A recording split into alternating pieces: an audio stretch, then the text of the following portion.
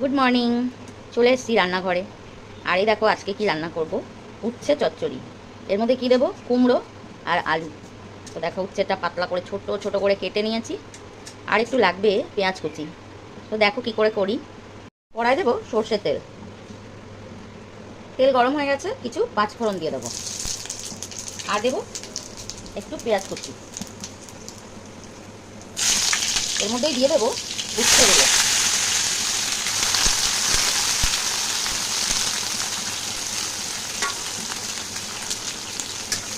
একটু নাড়িয়ে দেবো। উচ্ছে রান্না করলে সবসময় কিন্তু আগে উচ্ছেটাকে ভেজে নিলে ভালো হয়। উচ্ছে যদি ভালো করে ভাজা না হয় অনেক বেশি তেতো লাগে, আর এটা অনেকেই পছন্দ করে না খেতে। তাই উচ্ছেটাকে আগে আমি ভালো করে ভেজে নেব। তো উচ্ছেটা একটু ভাজা হয়ে গেলে তারপর আমি দেবো কুমড়ো আর আলুটা। একটু আবার আমি নাড়িয়ে দিচ্ছি। এই দেখো উচ্ছে আর পেঁয়াজটা বেশ অনেকটাই ভাজা হয়েছে। তো এবার আমি দিয়ে দেবো এই আলু আর কুমড়োটা।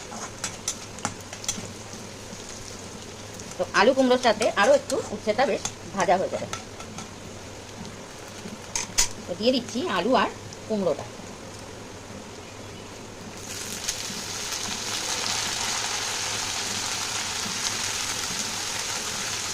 এবার দেবো একটু নুন আর হলুদ। তো এবার একটু আবার নাড়িয়ে দেবো।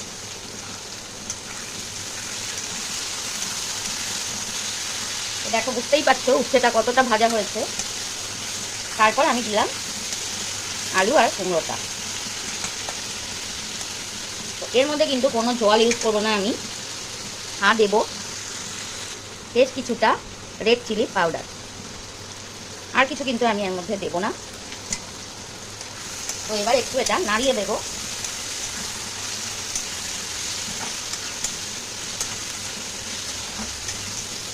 তো এবার আমি এটা গ্যাসটা কম করে আর ঢাকা দিয়ে রেখে দেবো। তো এই যে কুমড়োর গায়ে যে জল আছে এতেই কিন্তু রান্নাটা হয়ে যাবে। দিয়ে দিচ্ছি ঢাকা। তো দেখো মাঝে মধ্যে একটু এটাকে নাড়িয়ে দিতে হবে, নাহলে এই যে তলাটা ধরে যেতে পারে। জল তো দিইনি, দেখো সেটা বুঝতেই পারছো যে আমি একদম জল দিইনি। তো দেখো কুমড়ো আলু কেমন সিদ্ধ হয়ে গেছে একদম। তো খুব সুন্দর হয়েছে, এটা কিন্তু খেতে খুব ভালো লাগবে। এবার আমি একটু এটা নেড়ে একটু ঘেঁটে দেবো। তো খুব সুন্দর লাগবে গরম ভাতে। আর আমি তো রুটি দিয়েও উচ্ছে খাই। তোমরা কি কেউ খাও আমাকে তাহলে জানিও কমেন্টে। আর ভিডিও যদি ভালো লাগে অবশ্যই লাইক কমেন্ট করো প্লিজ। দেখো কেমন হয়েছে দেখতে, খুব সুন্দর দেখতে হয়েছে। আর খেতে কিন্তু দারুণ হবে। তো একদিন এইভাবে রান্না করে দেখো তোমরা। আর ভিডিওটা সবাই দেখো প্লিজ। তো এবার এটা আমি নামিয়ে নেব। আর রান্না করব ডিমের ঝোল।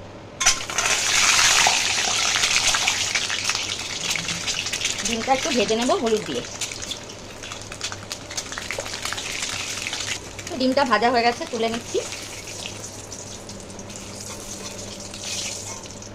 এর মধ্যে দিয়ে দেবো একটু পেঁয়াজ কুচি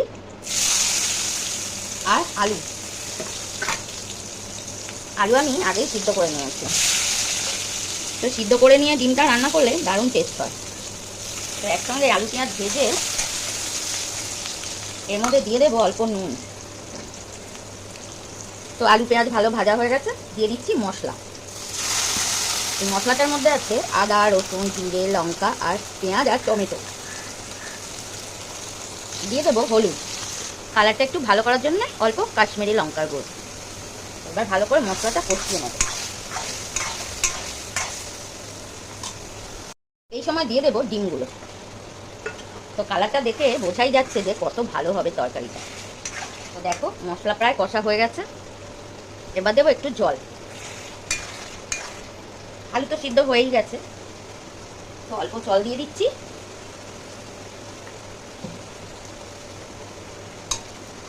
আর এর মধ্যে দেখো দেবো একটুখানি চিনি, একদম অল্প। তো এই দেখো মশলা পুরো কষা হয়ে গেছে, তেল ছেড়ে গেছে। তো এবার আমি দিয়ে দিচ্ছি জল।